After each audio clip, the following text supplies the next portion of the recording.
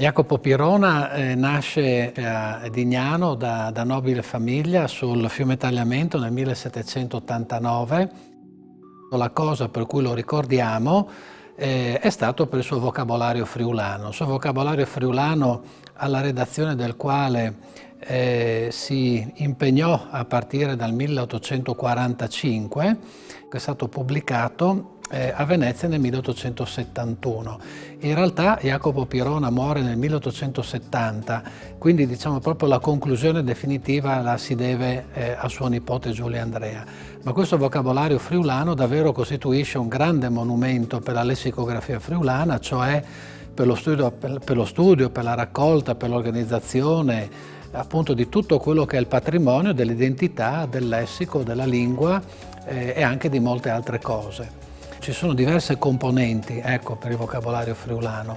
Una delle più importanti è stata la raccolta dalla viva voce del popolo, come si diceva un tempo, dalla viva voce del popolo di tutta una serie di strumenti della cultura materiale, ma di indicazioni anche per quanto riguarda i nomi delle piante, i nomi degli animali, diciamo una grandissima raccolta con delle inchieste che lui stesso conduceva sul territorio, corredate anche da quello che è stato lo spoglio di alcuni importanti monumenti letterari della lingua friulana, in modo particolare di Hermes di Coloredo.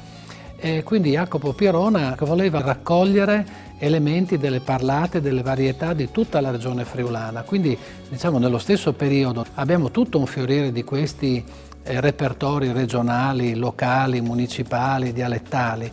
Però Jacopo Pirona rispetto ad altri repertori come quello di Boerio per il veneziano per esempio, oppure altri insomma coevi, ecco, lui veramente aveva questa idea di raccogliere quello che è il patrimonio linguistico di tutta la regione, di tutto il popolo friulano, quindi con una prospettiva realmente regionale.